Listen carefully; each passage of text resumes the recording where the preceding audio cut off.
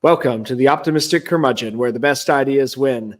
You're listening to a show that is all about ideas, about the search for wisdom and knowledge through conversation. My guests all have something to say and have the credentials to say it persuasively. Here, the conversation continues. Thank you for joining me for Season 7 of the Optimistic Curmudgeon. I want to thank America's Christian Credit Union for sponsoring today's episode. Human life is precious at every stage, no matter what the secular narrative may say. Our friends over at America's Christian Credit Union understand this, and that's why they are partnering with the pro-life diaper company Every Life to get diapers to moms who are choosing life. From now until January 31, 2025, ACCU will donate a box of Every Life diapers to a Christian Pregnancy Resource Center for every new member who opens a checking account using promo code EVERY. That's promo code EVERY with all caps. I know the idea of switching banks can seem like a hassle, but right now is the time to partner with people who support and uphold our values, not work against them like so many banks do. Plus, the Every promo code will also get you a $100 bonus new member bonus. Learn more at americaschristiancu.com/every. That's americaschristiancu.com/every. And you can find that link in the show description for this episode. And now, this week's interview on the Optimistic Curmudgeon. I'm your host, Josh Herring. Today, my guest is Emmet Penney. Emmet writes about nuclear energy and is working on a forthcoming book arguing that nuclear energy is going to play a major role in America's future. I met Emmet at the 4th National Conservatism Conference, and we got to talking, and I realized I don't know nearly enough about nuclear energy, and Emmet does. So I'm really excited to continue that conversation today. Emmet, welcome to the Optimistic Curmudgeon. Hey, thanks for having me, man. Well, let's start off with kind of the problem. I read through the Substack article you sent me, and you wrote about our failing grid. I'd love for you to tell us a little bit more about that phrase. I suspect most of my audience is kind of in my boat, where all I really know about electricity is that I know it's not magic, but it kind of feels like magic, and I get a bill once a month, and it's usually where I expect it to be, and sometimes a little less, sometimes a little more. That's the extent of my knowledge. So how exactly does the electrical grid work, and why do you call it a failing grid? Yeah, first of all, great questions. These were all things that I was curious about when I started getting interested in energy in a serious way.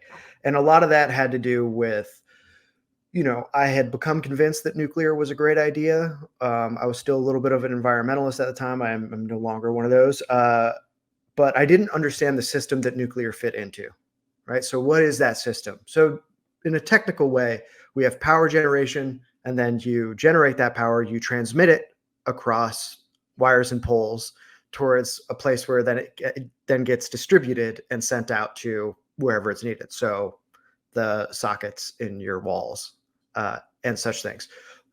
Those are the most basic elements of the grid. Every grid needs all those parts. That's what's going on. Now, America is broken into 3 major what are called interconnections.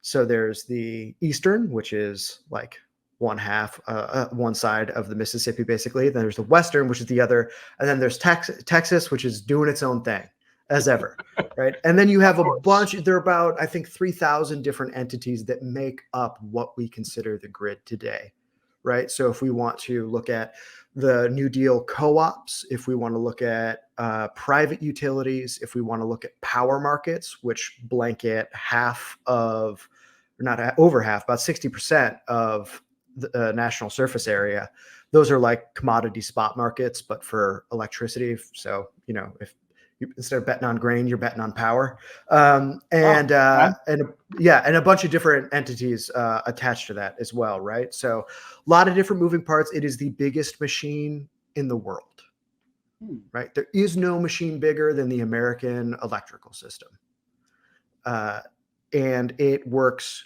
all of the time because it has to work all of the time. I have a buddy named Jimmy. He likes to say it is a synchronous system with no graceful failure mode. Okay. Because failure mode is blackouts, and blackouts cost in lives and dollars and much more every time they happen. So that brings us to what's going on with our grid today. What do we mean by failing? I'm not the only one that's saying this. I'm not just some tinfoil hat guy, who's talking about that.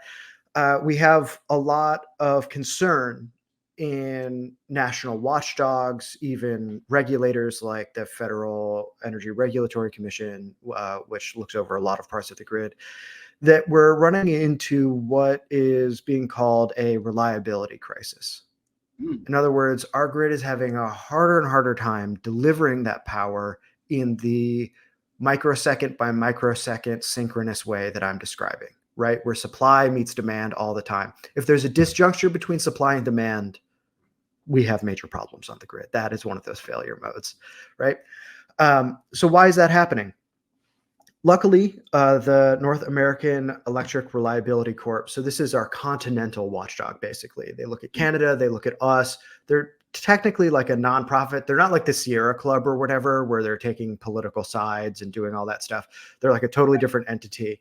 It's because they span both the US and Canada, but they're federally approved, right? So we really rely on them to report on this stuff so that they can have a holistic view that exists administration to administration, et cetera. Really important work that they do.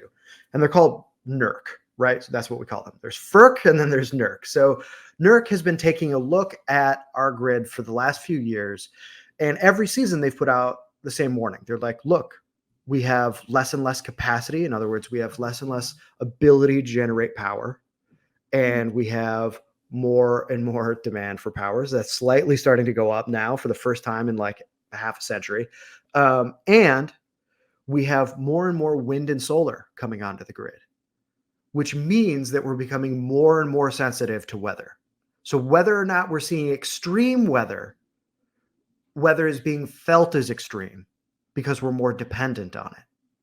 And this brings in a whole constellation of other issues, including, natural gas pairs really well with wind and solar because it can ramp up to meet demand when wind and solar fall off the grid.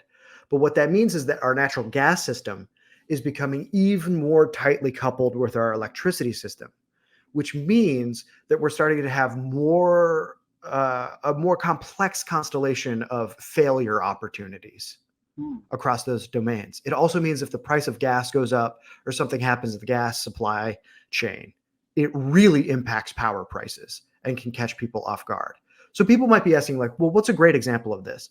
And I'll give you two. One everybody knows about, which is Texas in 2021, right? The ERCOT blackouts during Winter Storm Uri. We all remember lots of things went wrong there, very complex thing, but essentially, Texas is on its own island, so it couldn't import any power. All its neighbors were in the same winter storm, so they didn't have power to export to them anyway, so it wouldn't have mattered.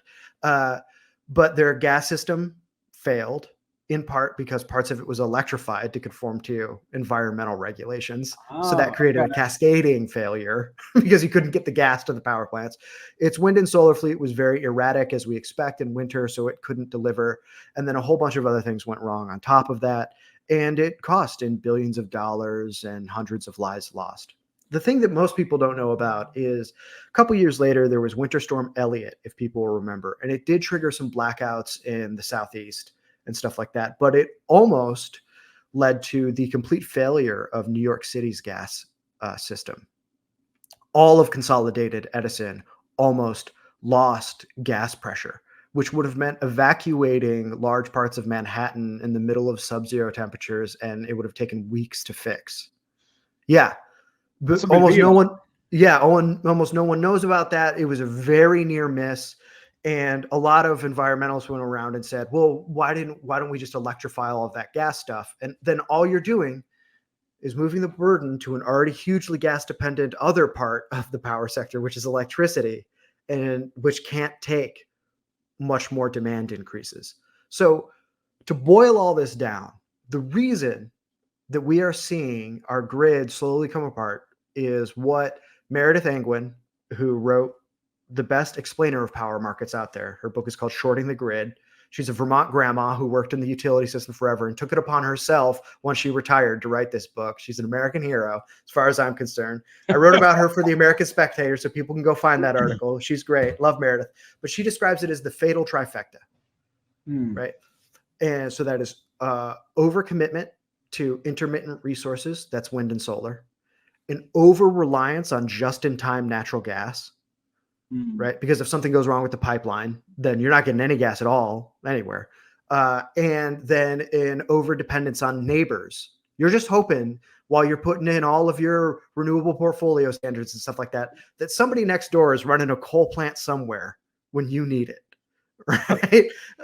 So you're shifting the burden there, which means that if more regions of the country pursue the same type of energy policy, and that's what we're seeing in a lot of places, then eventually there's nobody has that extra coal plant hanging around. Nobody has that extra nuclear plant hanging around. Nobody has that extra base load, which is called the big reliable power plants that we're, a little bit more familiar with.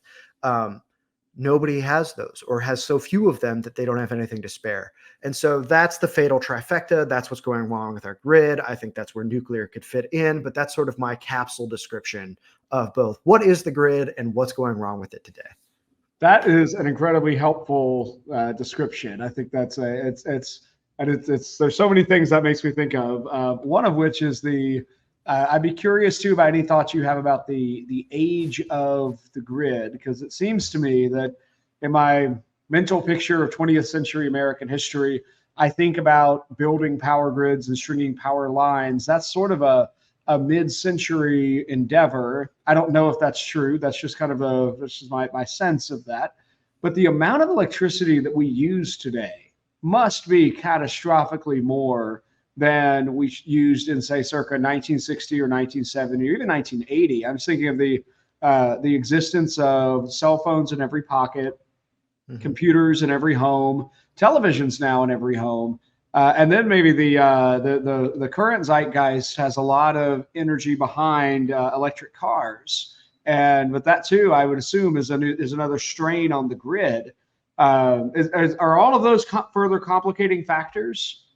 They're totally complicating factors. So just to put this on a timeline, America hasn't seen much demand growth in the electricity sector since maybe the 70s energy crisis. It's been very flat for like half a century.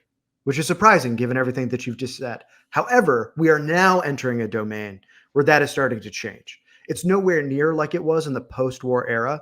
So in post-war America, the utility industry could expect for about 3 decades every single year to see at least 7% demand growth per year, which is unreal.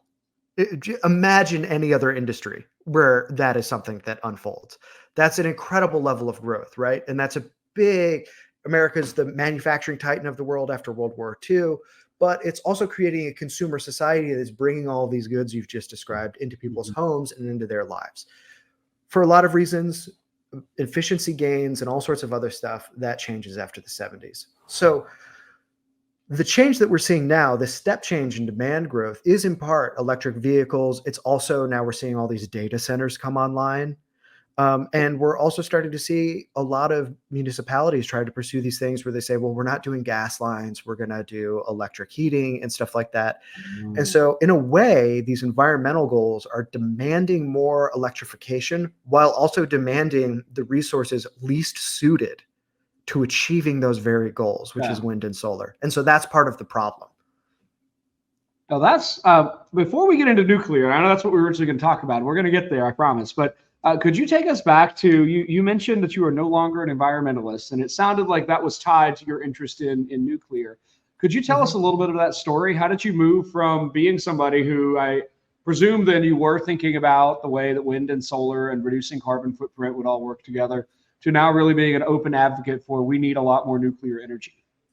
Yeah, so part of that can just be the shorthand is that I grew up in a Democratic household, and I was a card-carrying socialist and member of both the DSA and the IWW. So I took those commitments very, very seriously. Once I started to actually look into the material world, how this, as when I was a Marxist, I would say the means of production actually functions, the more and more it became clear to me that the lefty positions on most of these, which are inherited from the 60s and 70s, were basically technically illiterate. That the things that I had grown up thinking were going to be the solution ever since I watched that Al Gore documentary, An Inconvenient Truth, in high school, and almost filled my drawers because I thought that the world was going to end. We're actually just doesn't really have a solid empirical bearing in how we operate our industrial systems. So it was out of a love and concern for the people who turn wrenches for a living and help make our nation great, that I started to get interested in this stuff. And then once I learned about how it actually works, there were commitments I could no longer hold. And then on the environmental thing specifically, one of the things that I noticed is that so many of these environmental groups are basically just dark money pits for billionaires who are totally decoupled from the consequences of their own donations. And that the environmental movement is really sort of the farm league for the administrative state in a lot of ways. And that they couldn't be trusted because, frankly, most of them were lawyers who weren't really interested in the actual material truths of how the system operated, but were interested in what was legal and beneficial to them and how they could argue for it, which, just to be clear, is an important part of what lawyers do. That's how they should behave. I just think, especially in these domains, they have been given far too much power. And so once I saw it as sort of like a, jobs program for the most annoying people in the white collar world, I was like, I'm not interested in this anymore. And then I realized that I don't even think environmentalism is coherent as an ideology. I think people can resort to Tocqueville for actually a good understanding of how environmentalism came to be. He has this great passage in Democracy in America where he talks about pantheism, which is, the belief that nature is God, that we're all one with the world. And he says that democracies are uniquely vulnerable to that because of their idea of the people as a shared one, a shared all that participates in society. And so I really think that environmentalism, along with secularization and a nostalgic response to industrial modernity, created environmentalism. So it's more like a complaint and a cut rate pantheism that masquerades as an ideology, which is really just a stalking horse for elite interest. Oh man. Well, that too could be a whole nother conversation. But you're reminding me of I feel like I'm going to mangle his name, but he's the chief editor at the Federalist, John Daniel Davidman or Davidman Daniel, something like that. He's got this really interesting book about the rise of neo-paganism in modernity, and particularly even in just the much more recent, I think in like the last 20 years or so, but seeing a resurgence and tracking some of the same phenomena that you're describing from a different angle. But I think that's really intriguing. The Tocqueville observation. I was teaching Aristotle this morning, and we were looking at his use of the word democracy as really the perversion of the right form of the government of the many. And he talks about the one of the big dangers of democracy is that the many are asked to weigh in on questions that they know nothing about. It's one thing if the many are in fact educated on a topic and then they make a decision. And he cites examples, things like, should we go to war? He thinks is the kind of question that the many probably would be capable of answering. But then you get into much more specialized questions, and that's where he thinks you really need the few rather than the many making those decisions. And so that's just, I think that's really interesting that the Tocqueville has something similar there with the danger of democracy. Yeah, well, I think, there's also this interesting thing that happens. So I mentioned the administrative state. I'm going to assume that your listeners have some idea of what I'm talking about there, and that I don't need to crack open my John Marini and break it down. No. And just in case any listeners are looking for more on that, I'll direct you back to season 1, episode 9 with Don Devine on the failure of the administrative state, and a pretty recent episode, once we get this one up, with Tyler O'Neill and the connections between dark money and the administrative state. So yes, totally. That one's a running theme on this show. Great. Perfect. So here's what I'll say. This is sort of my challenge to myself and to other conservatives out there about how to think about the administrative state and how it came to be. So, and I think what you said is a great example, right? And this is going to tie directly into nuclear. So I'm going to use this as a springboard to talk about how we want to think about industrialism in America and what types of things that we want the state to be or not be involved in when we take a look at that. Okay.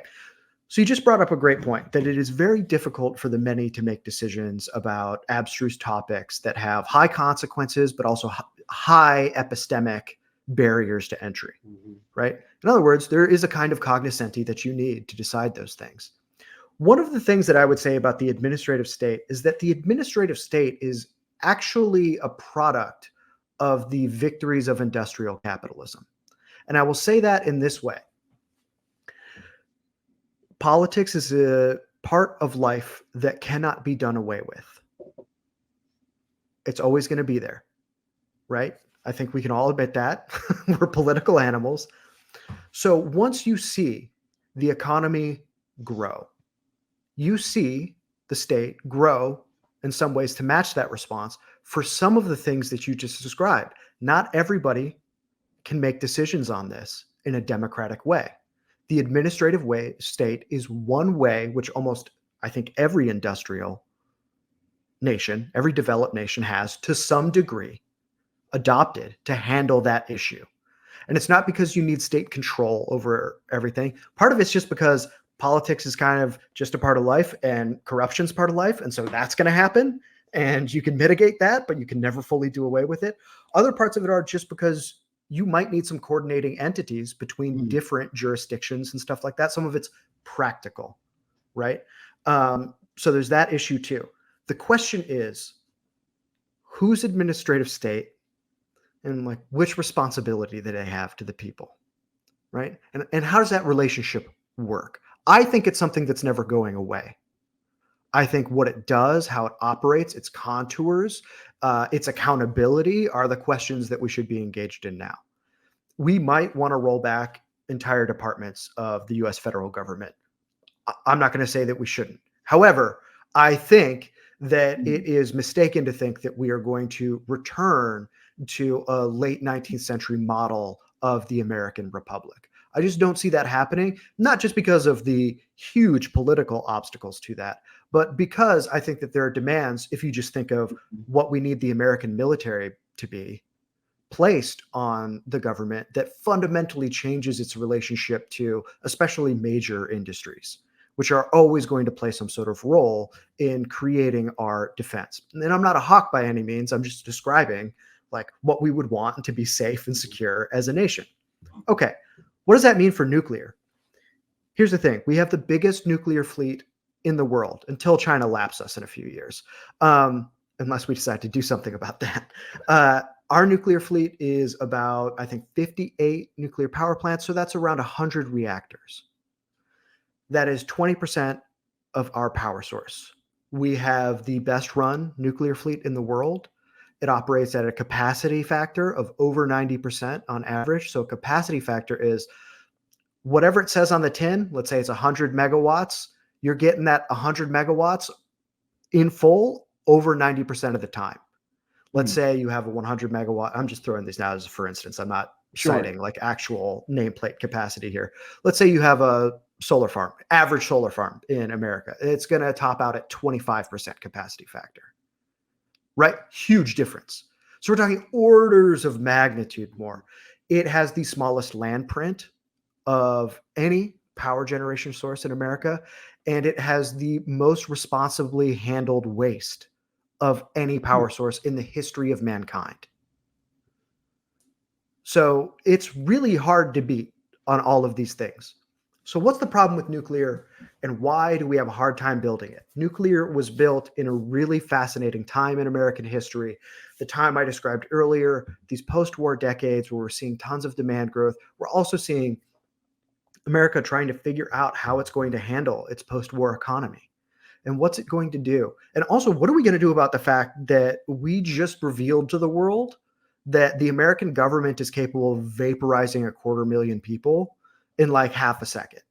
You know, is there a silver lining in that technology? Physicists for decades before we ever dropped the bombs on Japan were wondering if we could not harness the atom for power. So we eventually went into that practice. And that was, as almost everything we did during World War II and after, public-private collaboration. And it led to one of the most successful build-outs of nuclear power in history. However, the political economy that allowed that to happen changed radically. And we also, how do I want to put this? We got worse at building things. Try not to curse. It's one of the things that you see happen after the 70s. We get really bad at it. And for nuclear, that hurt a lot. Part of it was because we put in very stringent regulations on radiation, which shot up, I think, construction costs by 600%. So huge increase, right? Massive, massive impact the regulator had there.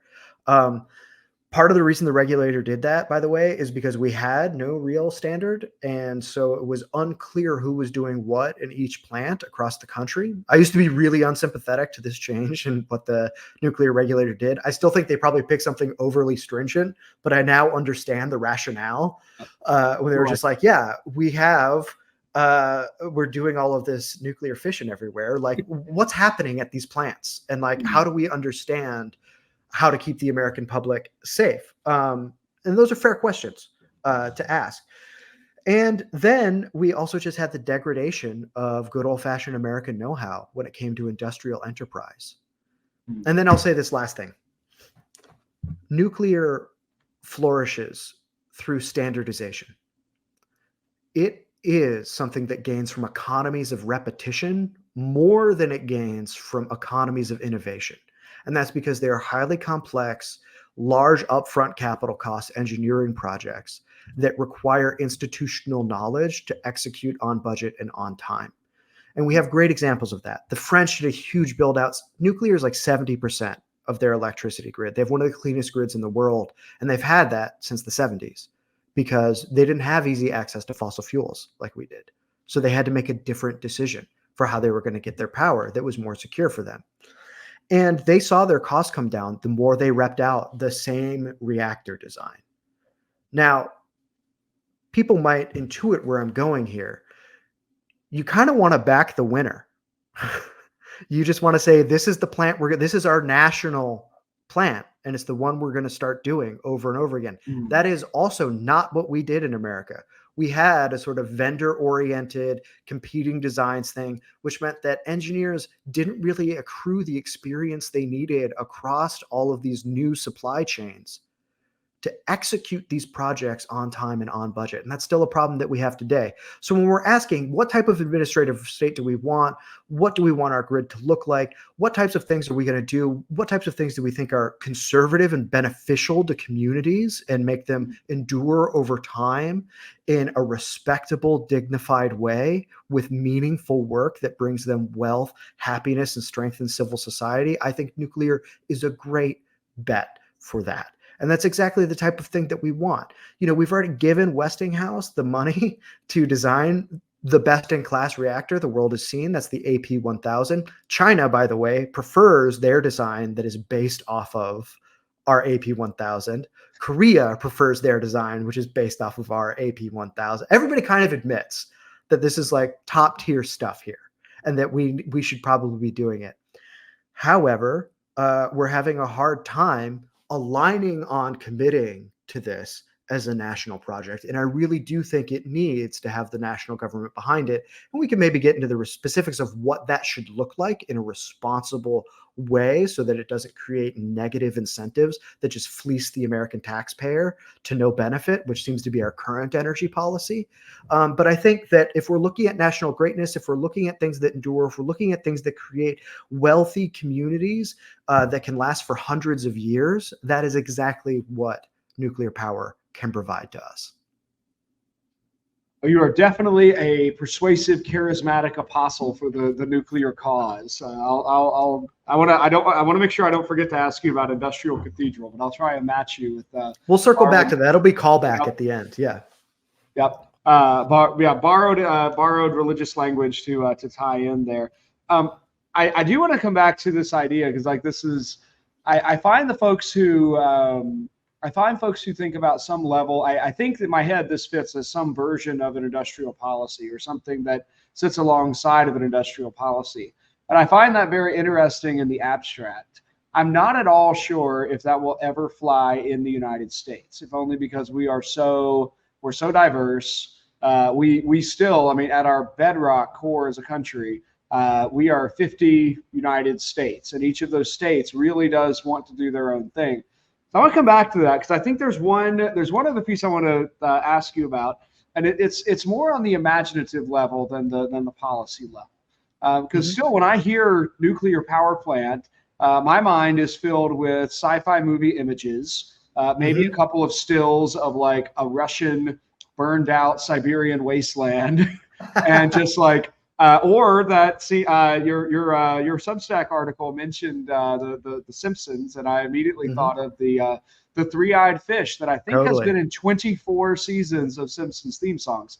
So even before a policy solution, I'm pretty sure for this to ever go anywhere in the American mind, there's an imaginative barrier as well to conquer. I mean, because if you told me that there was going to be a nuclear power plant built 3 miles from my house and I would have free energy for life because I was in the fallout zone, I would be like, I might want to put my house on the market. Yeah. Like, So yeah, let's start here. So let's talk about the narration around nuclear. A lot of it conflates nuclear weapons with nuclear technology, and of course, there's good historical reasons for that. They sort of emerge at the same time, as I mentioned earlier. One thing that we're realizing, those of us who've been in the nuclear advocacy space for a while now, is that we almost don't even have to convince people it's safe anymore oh, for a lot of reasons. One, because there's just been way better performance by nuclear advocates at debunking a lot of the fears around this. And so there's just better and more high quality information around what goes on with nuclear. The younger generations have not grown up, sometimes even with The Simpsons, that's and true. especially not with fear of the bomb. Mm. And a lot of them are more concerned about climate change. And so if you're like, hey, nuclear is a great solution to that, be like, awesome. They're like, check, cool. We should figure out how to do that then, right? And so that's good. That means that we're going to spend a little bit less time talking and imagining, and a little bit more time turning wrenches and executing. And that's ultimately what we want with industrial projects. But let's talk about the fear of being in the fallout zone of a nuclear power plant. And I think most people are thinking of Chernobyl when they think of that. So that Chernobyl was based off of a Russian design. Uh, Russia was, I think, one of the first countries to ever build a nuclear power plant, and that was the design type. So that design type was really risky. They did it in a flash. They're just like, let's just get these bad boys up and running. Let's just do it. Let's brute force it. So they did that. And then, of course, they mismanaged their plant in Chernobyl, and then ran an experiment while they were mismanaging it. And, well, we know what happened after that. It only killed, I think, about 150 people total or something like that. We say only, all lives are precious. Right. We know that. However, like if we're going to compare that to like other industrial accidents, like that's very, very low. And crucially, the reactor core, so that's where the reaction happens, didn't have what's called a containment dome. Now, a containment dome is literally a dome around it that if something catastrophic happens like that, it will contain all of the radiation. So it is actually physically impossible in America for Chernobyl to happen. And I should say that that has become increasingly the standard across the world, especially countries that participate in the International Atomic Energy Agency. What people need to understand is that nuclear energy is internationally regulated and internationally collaborative. So people work with each other to make the plants safer and better run across the world. I can't think of another technology that tries to source as much elite human capital to get the most out of what we already have than that. And so I think that that is starting to become a way stronger counter narrative than to some of the post-war fears that you and I grew up in the fallout of when we were kids. And I think that that's really beneficial. And I'll say this: this is something that I talk about all the time. People who live near nuclear plants love it. Their Hmm. tax base is great. They have a lot of like local pipe fitters, 305 like type unions that provide good paying jobs to people. You can earn a really decent wage. You can buy a house without having a high school degree at a lot of jobs at a nuclear power plant. So Homer Simpson's life is still possible near a nuclear plant. People who live near it love it. People who live far away might be skeptical. The opposite is true for renewables. The farther away you are from wind or solar, the more you like it. The closer you have to live to that garbage, the more you hate it. Right? That's part of the rural revolt against these big wind and solar build-outs that we're seeing, especially in red states. So that is sort of my spin on what do we do about this narrative issue. So the narrative issue is relatively easily combated by information, and then the experience, and then the economics of it as well. Mm-hmm. That's I think that's pretty fantastic.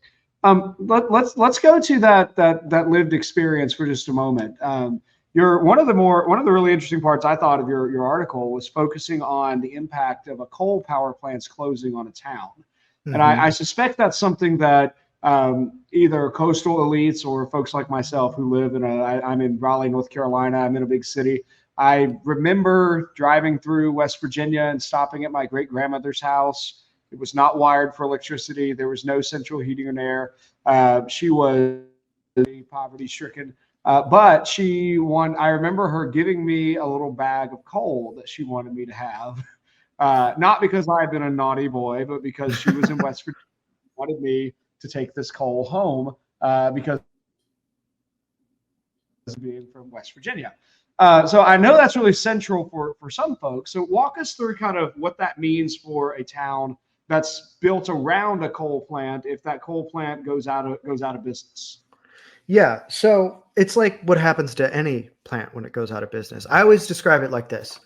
The worst thing that can happen to your town is the Walmart closes. Can you hear me? No, I can't hear you. Okay, hold on. Can you hear me? Yeah. Yeah, okay. All right, try that. Say something now. Talking. Yep, you're good. A call came in on my phone, and it. Okay. It's something weird. Anyway, you're good. We're talking about the unhappy fact of plants closing. So, like I said, when you close down a plant, you lose all of those, not just the jobs at the plant, but the jobs adjacent to the plant, and usually nothing can come in to replace that. I want to say usually there might be some edge cases. I don't know the full history of every plant closure in America, right? But I think if you drive through towns where you've seen major plant closures, and this isn't just true of power sources, you see an incredibly depressed local economy. These places were ripe for what happened with the opioid epidemic, right? Lots of places like this. And we have an aging coal fleet. The coal guys lost their war. They thought that they were going to be treated as necessary because they are in many ways pretty necessary to our functioning system. And they thought that they could just sort of sit back and let things unfold and people would eventually come to their senses. That's not necessarily true. And also coal plants do have an expiration date. Like nuclear plants can turn into a ship of Theseus, where if you can just refurbish it over time. And in some cases it gets better and better over time. Coal plants, if they're super well maintained, have a hard out at 80 years. Now that's a long time, but that's not forever. And oftentimes they don't make it there. So these things are getting forced out of the market, in some cases unfairly by subsidized wind and solar, in some cases by gnarly regulations, or in other cases just because they haven't been maintained. The utility hasn't wanted to do that or whatever. Like I said, this was a fight over the political economy of America, and I don't think these guys played it right. Now these communities are suffering. So yeah, the coal plant closes, and then the Walmart closes, and then the drug dealers are suddenly everywhere.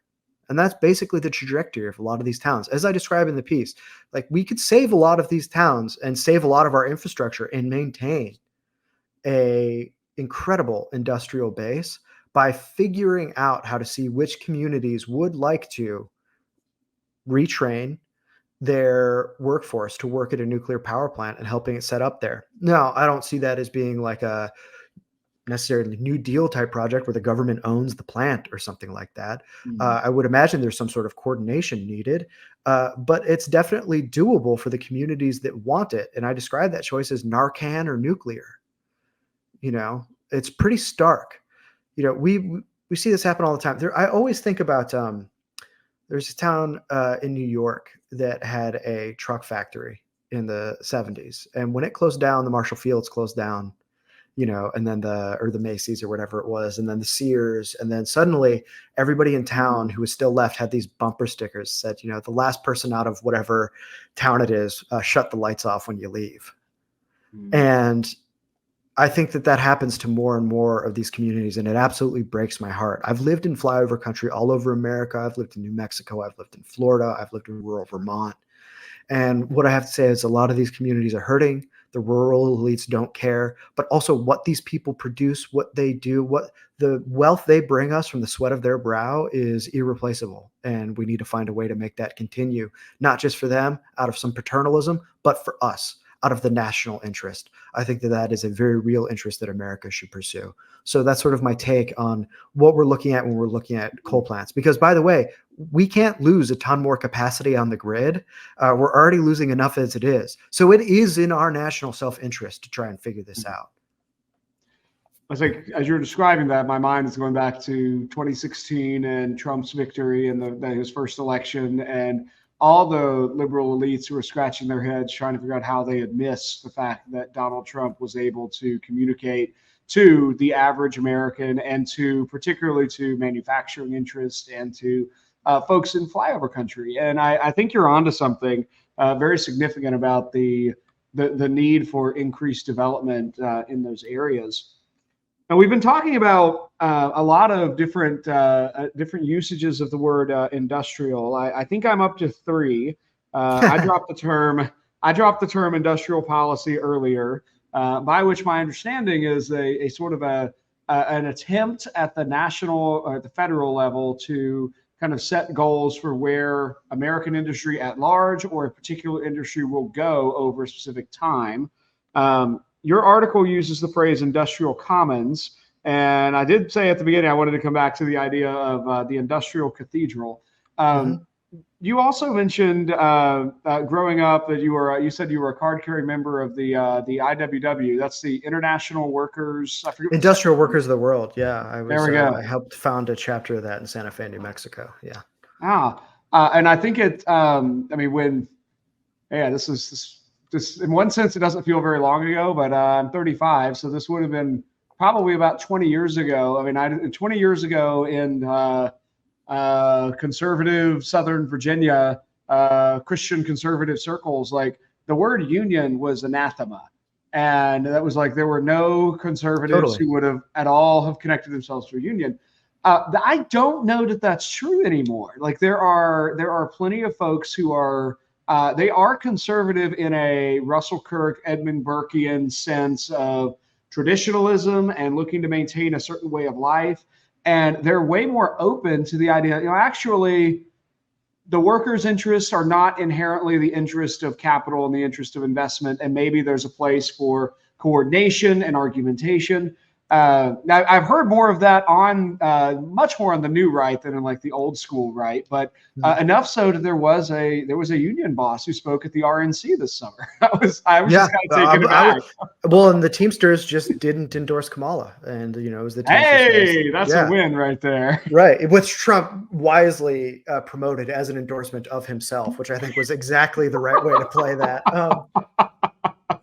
So look, I think so. I want to say a few things as somebody who came from lefty politics and has done this. I don't have this sort of rosy-eyed view of unions, right? Like, I live in Chicago. Don't get me talking about the Chicago Teachers Union, right? Oh. Right. So like, I'm not here to tell people all you need to do is become LaGuardia and be like a New Deal Republican. That's not my message to people here. I mean, I would like to point out that the Knights of Labor, one of the most successful and first unions in America, which was also across racial lines, was part of the Republican Party. People should look into the Knights of Labor. I think that there might be a lot of like rhetorical force in turning back to that part of the Republican Party's history, especially when we talk about these things. However, I think that you're right. I think that there's an appetite for this. I think that there is a shifting understanding of what conservation might mean and what we are conserving. And that's really what the unions are about. So if you're let's say, Buckleyite in the era of Buckley, and you're looking at unions, which of course are totally spot welded to the New Deal machine and against you. And you also have robust civil society institutions and an incredibly large church going population. It is absolutely reasonable to say, well, these people support a lot of things that we don't like. And also, we have these other robust institutions that we are looking forward to conserving and maintaining. I think the question that people are asking now is, okay, so we seem to have a lot less of these two other things. And also, I'm from a church-going community in flyover country, and I've seen what has happened in neighboring communities or whatever. And we've seen this influx of disaffected working class people into the Republican Party via Trump. And so it's in part a philosophical question of what are we trying to conserve, and a question of who are our constituents and how do we serve them. And these things are both happening at the same time. And just like it is with the Democrats, I don't expect there to be complete party unity around what to do with the labor issue, because there's never complete unity in any party about any type of issue, right? So I think that it would be a disservice to us, however, to completely ignore what is possible for us in the union sphere. A divided labor movement is a labor movement that is not carrying tons of water for the Democratic Party strategically, right? So that's something to think about. The other thing is, what type of industries do we really want if we're going to be in a competition with China? Do we want loyal political constituents within the labor elements of those elements of capital to be part of the GOP political machine? Seems advantageous to me, right? If we're just talking like raw politics, you could say like, yeah, I could see that pursuing some of my interests somewhere. And there is a lot of ideological disagreement within unions, some of which are more white collar at this point, and some of which are still a little bit more blue collar, which I'm talking about the nearness to the wrench turning type of stuff, about major cultural issues or even major like green energy issues that fall neatly into the divide between Democrats and Republicans. So if we're talking about what's the future of the Republican Party like, and what would it be like to have countervailing power against the NGO complex that is so dominated by the left, how many options do you really have for a coalition that can deliver some of those goods to you? And how are you going to show up for it? And that's the question that I think that we should be asking. Not necessarily inherited, but valuable questions about the relationships between labor, capital, and the state, which are always going to be contested, and we should always be trying to think about in a serious way. But as ever, I think one of the guiding lessons from the Washington administration on is, how do we match those ideals with the political realities of our time in assuring victories that will guarantee an opulent, stable, ethical, virtuous United States for us and our posterity? And if we see the Republican Party as a vehicle for that type of future, then we also need to understand what type of power base is going to be advantageous to that. And I see unions as a part of that. And I'm going to tie this into the industrial cathedral thing, because these plants bring so many workers and stuff into them, and all of that, and create a healthy tax base and last for an extended period of time, and are these big upfront capital projects where grandfathers can hand off jobs to grandsons, grandmothers to grandmothers even, at these plants. You start to see them as these industrial cathedrals around which a community is built that has generational wealth and institutional knowledge and robust civil societies that guarantee the self-governing American life that we all so believe in. And that is where I see a conservative version of what the administrative state might do, and what local communities can get out of it, and what labor can get out of it, and what capital can get out of it. So right here, we have the ingredients for a new consensus around this technology that fits into our grid, which I call our industrial commons. And I mean commons in the strictest sense, where we have some public entities, we have some private entities, we have some in between. But what's important is that it's ours to steward, maintain, and then pass on. because all of the innovation that we want in America relies on the grid. Let's go back to the very beginning of our conversation. You're talking about EVs, you're talking about the phones in our pockets, you're talking about all of this. Everything depends on this mother network. And it is an industry that is no longer about innovation in the ways that we think about it for other industries. It is one of conservation and maintenance. And so I think if we can start adopting technologies and perspectives that feed into more successful maintenance of that commons, making it more robust for successive generations, then we are bringing an industrial conservationism into the Republican Party that understands America as, in part, an incredible display of American industrial ingenuity, of capital excellence, of labor acumen, that is not the progressive modernity story of just keep innovating, everything's new, but is of something where the past, the present, and future are connected in a physical and social tapestry that it is our duty to steward and pass on. So that, to me, is my vision of what industrial policy and what energy could look like in a GOP that stops playing the environmental game of doesn't everybody know wind and solar doesn't work, or the real environmentalists are the natural gas industry because they brought down emissions by replacing coal. In other words, that stops fighting on the enemy's turf and tries to articulate a new vision for a new Republican Party with new constituents and new ideas about which things need to be conserved in our present day for the future.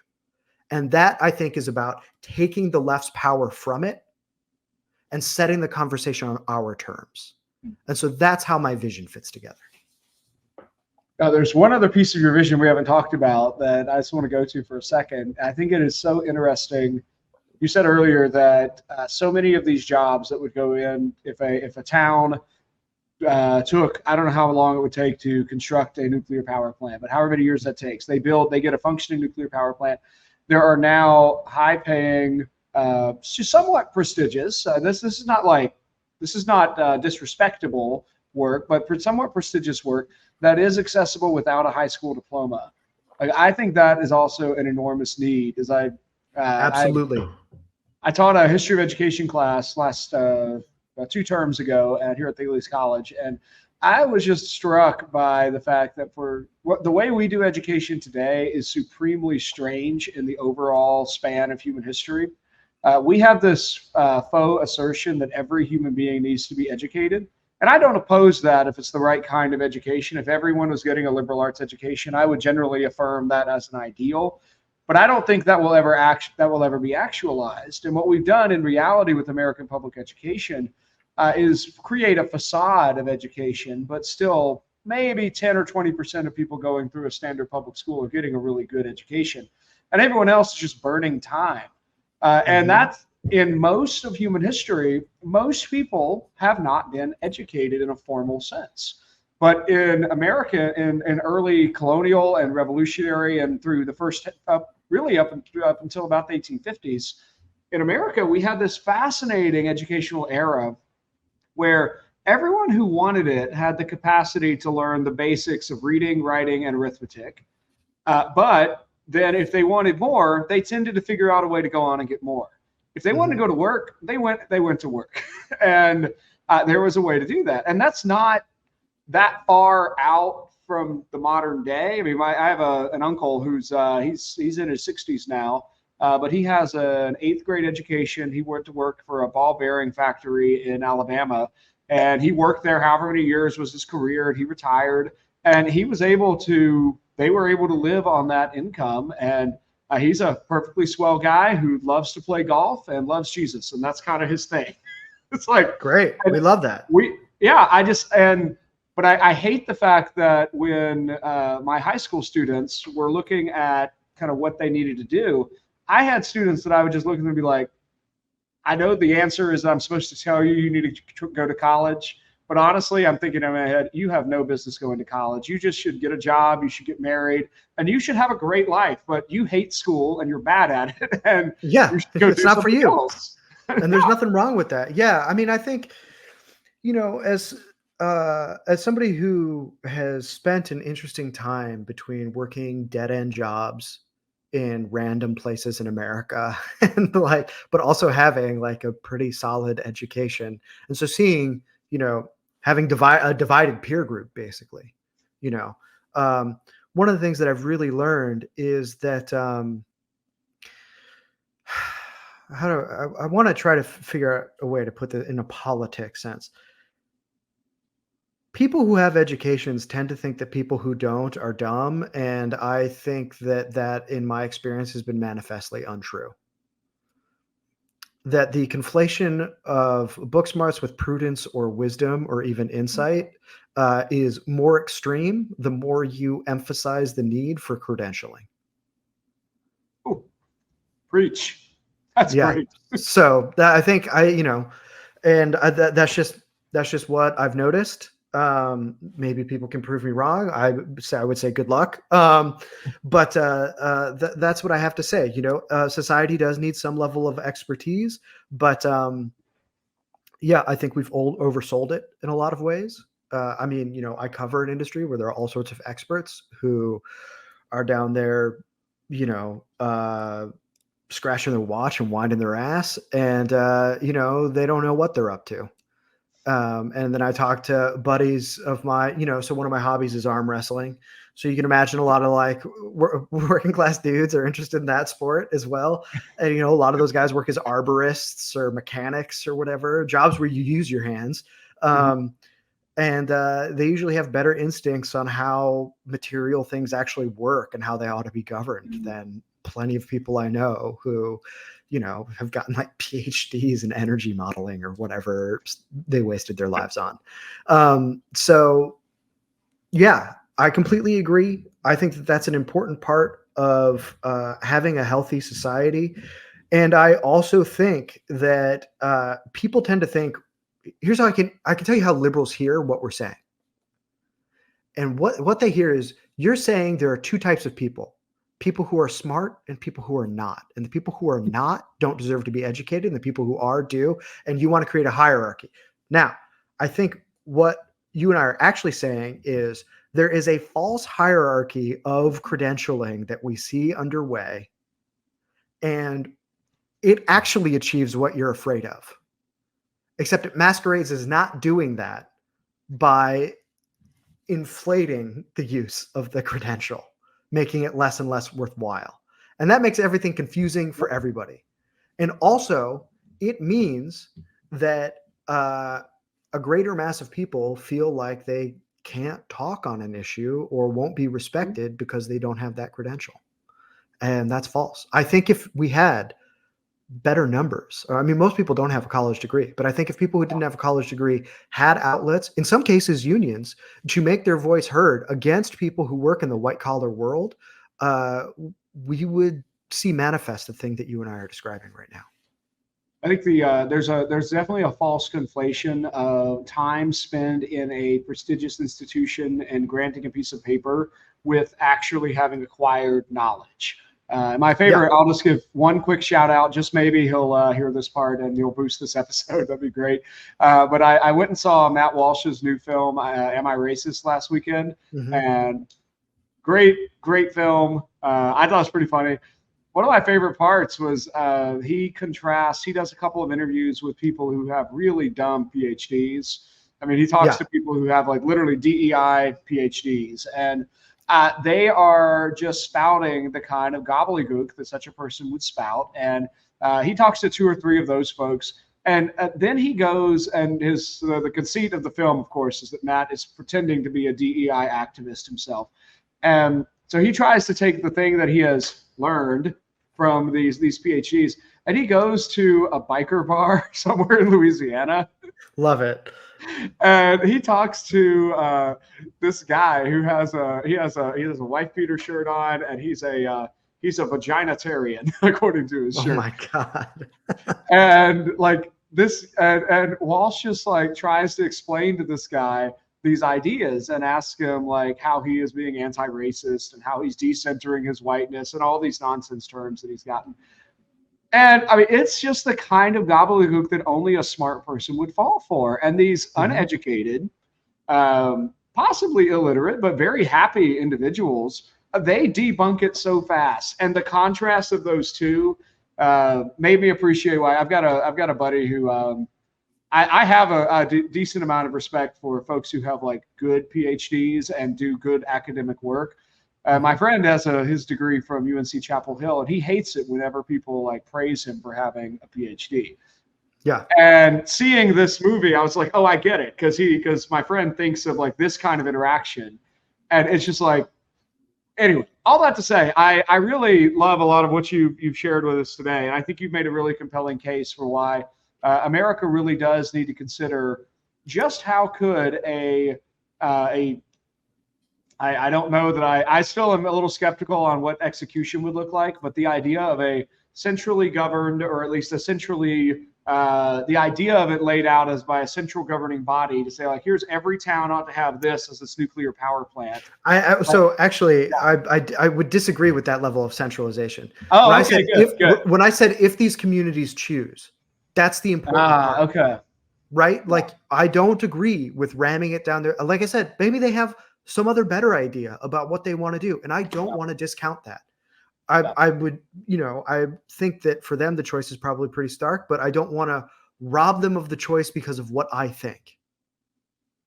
Sure. Right? What we need to do is figure out which communities want that, which utilities are interested in that, and how to make that work. And that there's a coordination role that has to do with the consent of the governed on their behalf. Once that consent is made manifest and understood, that I think is an important key difference here. Yeah. And having, I don't know how you have if you could ever figure out how to square the circle, I'd be happy to vote for you if I had the chance. But keeping that intent paired with the practice of anything happening on the national level I think is the dream, but very few folks have super difficult. And also because of the things that we described, how do the many understand these abstruse issues, but also we have a duty to deliver, and we can't just walk around being expert tyrants either, because that would cut against everything you and I just said about the credentialing managerial class. So we have a lot of different complex things here. All I want to do is I want to shake all of us, left and right, because I do believe that a consensus can be formed across the aisle on this issue. I think we're actually watching that start to unfold a little bit. What I want to do is I want to shake us all out of our received narratives to see if we can reconceive how we want to do this. We're starting to approach inflection points around this country's age, I would say, and we have a chance to rethink our habits. And that's our habits of government, our path dependency, how we might want to correct that, and the types of things that we actually think that we can be mutually committed to over the long run. And that's maybe an elegant hope, but that's the hope I would rather lead with than, I would say, defaulting to complaint and discontent, which I see as adopting a reactive position. This is the straddling and shouting no that I think we can no longer afford to do. Wow. Emmet Penney, thank you so much for joining me here today on The Optimistic Curmudgeon. Hey, man, thanks for having me. This was a great time. Yes, indeed. Thank you, listeners and viewers, for joining us today on The Optimistic Curmudgeon. My guest has been Emmet Penney. You can find his work at the Nuclear Barbarian Substack. We'll put a link to that in the show notes for this episode. Be sure to check it out and follow his work. And when his book is coming out, hopefully we'll get Emmet. Hopefully we can get you back on the show to talk about your book in a couple of years, whenever that makes it through the process. You've been listening to another episode of The Optimistic Curmudgeon. If you enjoyed this episode, be sure to hit the subscribe button and share it with your friends. Thank you to America's Christian Credit Union for sponsoring this episode. Listeners, if you want to let me know what you thought about the episode, or if you too want to sponsor an episode, please message me on Facebook, Twitter, or LinkedIn. Just search for The Optimistic Curmudgeon. I'm your host, Josh Herring. Until next time, seek the good, pursue the true, and love the beautiful.